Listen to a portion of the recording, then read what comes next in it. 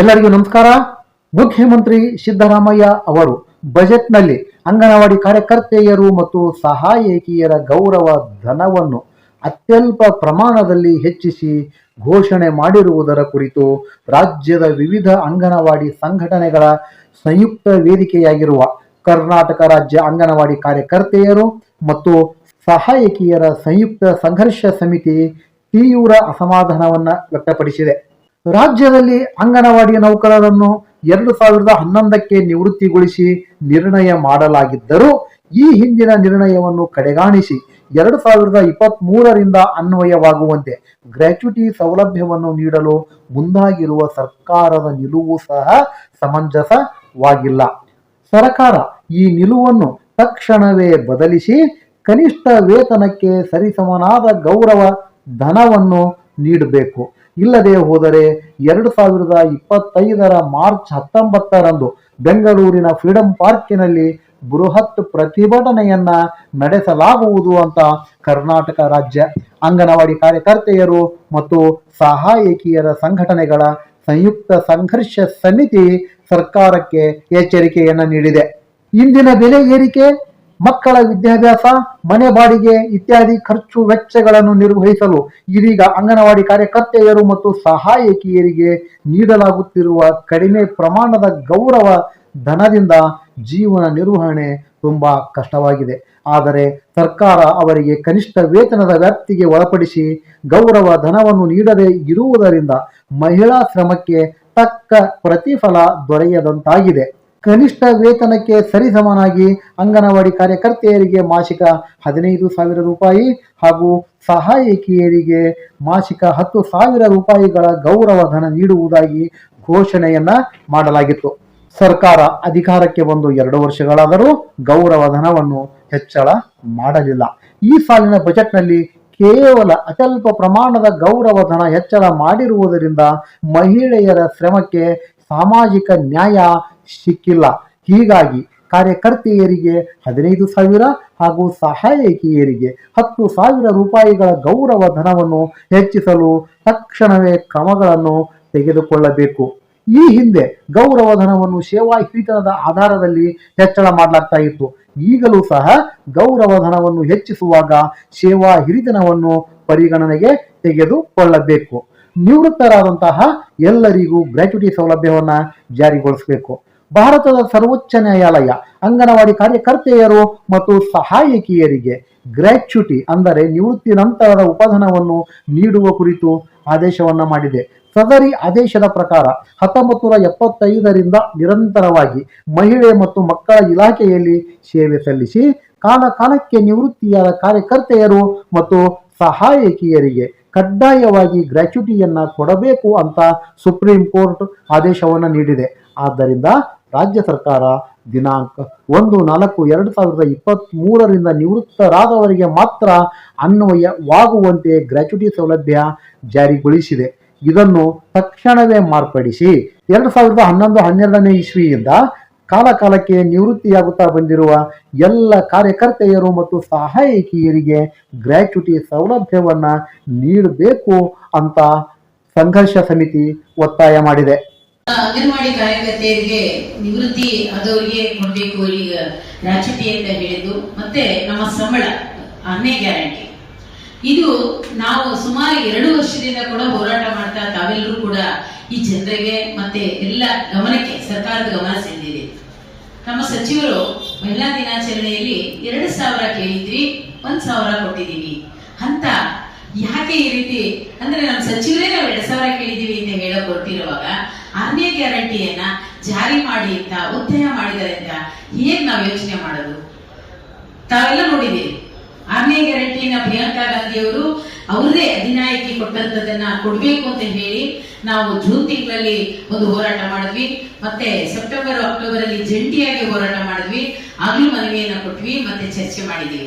ಈ ರೀತಿ ಅಂಗನವಾಡಿ ಕಾರ್ಯಕರ್ತೆಯರಿಗೆ ಸಂಬಳ ಮಾಡೋದ್ರ ಬಗ್ಗೆ ಆಗಲಿ ಮತ್ತೆ ಯಾವುದೇ ಸೌಲಭ್ಯಗಳನ್ನ ಕೊಡ್ಬೇಕಂದ್ರೆ ಇವತ್ತು ಒಂದು ಸೀರೆಯನ್ನ ಯೂನಿಫಾರ್ಮ್ ಕೊಡ್ಬೇಕಂದ್ರೆ ಅದಕ್ಕೆ ಒಂದು ಸಭೆ ನಡೀತಾ ಇತ್ತು. ಒಂದು ಆಹಾರ ಬದಲಾವಣೆ ಆಗ್ಬೇಕಂದ್ರೆ ಎಲ್ಲರನ್ನು ಕೂರಿಸಿ ಸಭೆ ಮಾಡ್ತಾ ಇದ್ರು. ಹಿಂದೆ ಅಧಿಕಾರಿಗಳು ಮತ್ತೆ ಸಚಿವರು ಹೇಗ್ ಮಾಡ್ತಾ ಇದ್ರು ಅಂದ್ರೆ ಎಲ್ಲ ಸಂಘಟನೆಯವರನ್ನ ಇಲಾಖೆಗೆ ಕರೆದು ಒಂದು ಮೀಟಿಂಗ್ ಮಾಡಿ ನಮ್ಮ ಸಮಸ್ಯೆಗಳನ್ನ ತಗೊಂಡು ಮತ್ತೆ ಅದನ್ನ ನಮ್ಮ ಜೊತೆ ಚರ್ಚೆ ಮಾಡಿ ಎಲ್ಲರ ಇದನ್ನು ಸಮ್ಮುಖದಲ್ಲಿ ನಡೀತಾ ಇತ್ತು. ಆದ್ರೆ ಈ ಸರ್ಕಾರ ಈಗ ಬಂದಂತ ಒಂದು ಇದ್ರೊಳಗಡೆ ಅಧಿಕಾರಿ ವರ್ಗ ಒಡೆದಾಡ್ತಾ ಇದೆ. ಯಾಕೆಂದ್ರೆ ಒಂದು ಸಮವಸ್ತ್ರವನ್ನ 1 ವರ್ಷ ನಮಗೆ ಕೊಡ್ಲೇ ಇಲ್ಲ, ಮತ್ತೆ ಕೊಟ್ರು. ಆಗ ಯಾರನ್ನೂ ಕರೆದು ಸಭೆ ಮಾಡದೆ ಬಣ್ಣವನ್ನ ಬದಲಾವಣೆ ಮಾಡಿದ್ರು. ಯಾಕೆ ಉದಾಹರಣೆಗೆ ಹೇಳ್ತೀವಿ ಅಂದ್ರೆ ತಮ್ಗೆ ಪತ್ರದ ಮುಖಾಂತರ ಬೇಕಾದ್ರೆ ತೋರಿಸ್ಲಿಕ್ಕೆ ಇಷ್ಟಪಡ್ತೀವಿ. ಹಿಂದಿನ ಸರ್ಕಾರಗಳು ಪ್ರಜಾತಾಂತ್ರಿಕ ನೀತಿಯೊಳಗಡೆ ಎಲ್ಲರನ್ನು ಕರೆದು ಹೇಳ್ತಾ ಇರ್ತಕ್ಕಂಥ ವಿಧಾನವನ್ನ ಈಗ ಬಂದಂತಹ ಅಧಿಕಾರಿಗಳು ಯಾಕೆ ಈ ರೀತಿ ಒಬ್ಬರ ತಾರತಮ್ಯ ಧೋರಣೆಯನ್ನ ತೋರಿಸ್ತಾ ಇದ್ದಾರೆ. ಮತ್ತೆ ಒಂದು ಕೈಪಿಡಿಯನ್ನ ಮಾಡಬೇಕಾಗ್ಲಿ ಪ್ರತಿಯೊಂದರಲ್ಲೂ ಕೂಡ ಅದಕ್ಕೆ ತಾರತಮ್ಯ ಧೋರಣೆಯನ್ನ ದಯವಿಟ್ಟು ನಿಲ್ಲಿಸಿ ಇಲ್ಲಿ ಎಲ್ಲ ಹೋರಾಟಗಾರರನ್ನ ಕರೆದು ಏನೇ ಈ ಇಲಾಖೆ ಒಳಗಡೆ, ಯಾಕೆಂದ್ರೆ ನಾವು ಹೋರಾಟಗಾರರು ಎಲ್ಲಾ ಕಾರ್ಯಕರ್ತರ ಹತ್ರ ಹೋಗಿ ವಿಚಾರಗಳನ್ನ ಮುಡಿಸ್ತೀವಿ, ಅವರ ಸಮಸ್ಯೆಗಳನ್ನ ನಿಮ್ಮ ಮುಂದೆ ತಂದು ಹೇಳ್ತಾ ಇದೀವಿ. ಸಚಿವರಿಗೆ ಎಲ್ಲರ ಸಮಸ್ಯೆ ಗೊತ್ತಿರೋದಿಲ್ಲ, ನಾವು ನಮ್ಮ ಕಷ್ಟ ಹೇಗಿದೆ ಅಂತ ಹೇಳ್ತೀವಿ. ಇಂಥ ಸಂದರ್ಭವನ್ನ ಈ ರೀತಿ ಮಾಡ್ತಾ ಇರೋದು ನಾವೆಲ್ಲ ಖಂಡಿಸ್ತಾ ಇದ್ದೇವೆ. ತಮಗೂ ಗೊತ್ತಿದೆ 19ರಲ್ಲಿ ಜಂಟಿಯಾಗಿ ಮಾಡಿದಾಗಲೂ ಸಚಿವರು ನಮ್ಮ ಸಭೆ ಬರಲಿಲ್ಲ, ಹಿಂದೆ 6ರಲ್ಲೂ ಬರಲಿಲ್ಲ. ಯಾವುದೇ ಇದ್ರೊಳಗಡೆ ಹೋರಾಟಗಳಲ್ಲಿ ನಮ್ಮ ಹೋರಾಟಗಳಲ್ಲಿ ಬರ್ತಾ ಇಲ್ಲ. ಒಂದ್ ಕಡೆ, ಇನ್ನೊಂದ್ ಕಡೆ ಇವತ್ತು ಮೊಬೈಲ್ ಒಳಗಡೆ ಲೈವ್ ಲೊಕೇಶನ್ ಇದೆ. ಲೈವ್ ಲೊಕೇಶನ್ ಮುಖಾಂತರ ಬೆಳಿಗ್ಗೆ 9:30 ಬಂದ್ರೆ ಸಂಜೆವರೆಗೂ ಕೂಡ ಮೊಬೈಲ್ ಕೆಲಸ ಮಾಡ್ಬೇಕು, ಕೆಲಸನೂ ಮಾಡ್ತಾ ಮೊಬೈಲ್ ಅನ್ನ ಅಪ್ಗ್ರೇಡ್ ಮಾಡ್ಬೇಕು. ಈಗ ಒಂದ್ ಮಾಡಿದ್ದಾರೆ, ಫಲಾನುಭವಿಗಳಿಗೆ ಫೋಟೋ, ಒಬ್ಬ ಗರ್ಭಿಣಿನ ಫೋಟೋ ತೆಗೆದು OTP ತಗೊಂಡು ಆಹಾರ ಕೊಡ್ಬೇಕು. ತಾವೆಲ್ಲ ಕೇಂದ್ರ ಸರ್ಕಾರದಲ್ಲಿ ಸೆಂಥಿಲ್ ಅವರು ಮಾತಾಡೋದನ್ನ ನೋಡಿದೀವಿ. ಇದು ಕೇಂದ್ರ ಸರ್ಕಾರ ತಗೊಂಡು ಬಂದಿದೆ, ಅಲ್ಲಿ ಕೂಡ ನಾವು ವಾದ ಮಾಡ್ಬೇಕಾಗಿದೆ. ಆದ್ರೆ ಈಗ ಏನ್ ಮಾಡ್ತಾ ಇದ್ದಾರೆ, OTP ನ ಕೊಡ್ತಾ ಇಲ್ಲ, ಜನರ ಹತ್ರ ಮೊಬೈಲ್ ಇಲ್ಲ, ಗರ್ಭಿಣಿ ಬಾಣಂತಿ ಬರ್ಲಿಕ್ಕಾಗಲ್ಲ. ಇದರಿಂದ ಫಲಾನುಭವಿಗಳಿಗೆ ಅನ್ಯಾಯ ಆಗ್ತಾ ಇದೆ. ನೀವು ಯಾವ ಬಡವರಿಗೆ ಆಹಾರವನ್ನ ಕೊಟ್ಟು ಅವ್ರನ್ನ ನೀರ್ ತರಬೇಕಂತ ಹೊರಟಿದ್ದೀರೋ ಅವ್ರಿಗೆ ಅನ್ಯಾಯ ಮಾಡಿ ಈಗ ಎಷ್ಟು ಜನ ಫೋಟೋ ಇರುತ್ತೆ ಅಷ್ಟು ಜನಕ್ಕೆ ಮಾತ್ರ ಆಹಾರ ಬರ್ತಿದೆ.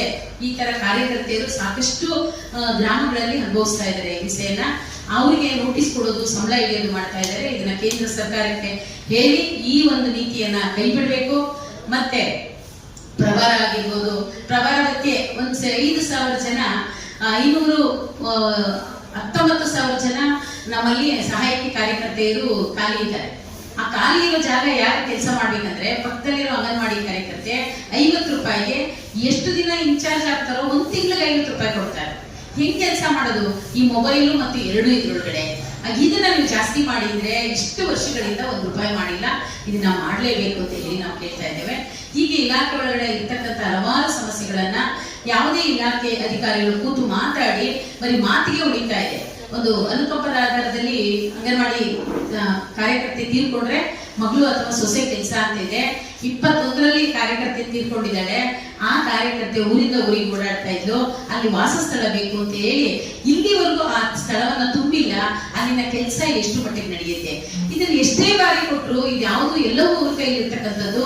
ಇಂಥವನ್ನ ಏನು ಕೂಡ ತೀರ್ಮಾನಗಳ ಮಾಡದೆ ಕಾರ್ಯಕರ್ತೆಯರು ಕೂಡ ಶೋಷಿತರಾಗ್ತಾ ಇದ್ದಾರೆ. ಇವತ್ತು 500 ಚಿಲ್ಲರೆ ಮೇಲ್ವಿಚಾರಕರಿಲ್ಲ, ಆ ಮೇಲ್ವಿಚಾರಕರ ಕೆಲಸವನ್ನು ನಮ್ಮ ಕಾರ್ಯಕರ್ತೆಯರು ಮಾಡ್ತಾ ಇದ್ದಾರೆ. ಯಾಕೆ ಹೇಳ್ತಾ ಇದೀವಿ ಅಂದ್ರೆ ಎಲ್ಲಾ ಸಮಸ್ಯೆಗಳನ್ನ ನಮ್ಮ ಅಧಿಕಾರಿ ವರ್ಗ ಕೂತು ಮಾತಾಡಿ ಎಲ್ಲರ ಜೊತೆ ಈಗ ತಗೊಂಡು ಹೋಗ್ತಾ ಇಲ್ಲ. ಇದನ್ನ ಖಂಡಿಸ್ಬೇಕಾಗತ್ತೆ. ಜೊತೆಗೆ ನಮ್ಗೆ ಬಹು ಮುಖ್ಯವಾಗಿ ಗ್ರಾಚ್ಯುಟಿ ಮತ್ತೆ ವೇತನವನ್ನ ಹಾಲಪ್ಪಾಚಾರ್ ಅವರು ಬಿಜೆಪಿ ಸರ್ಕಾರ ಇದ್ದಾಗ ಸರ್ವಿಸ್ ಆಧಾರದಲ್ಲಿ ಕೊಟ್ಟಿದ್ರು. ಆ ತರನು ಕೊಟ್ಟಿಲ್ಲ. 1,750 ಕೊಟ್ಟಿದ್ದಾರೆ. 10 ವರ್ಷದವರಿಗೆ 1,000 ಕೊಟ್ಟಿದ್ರು.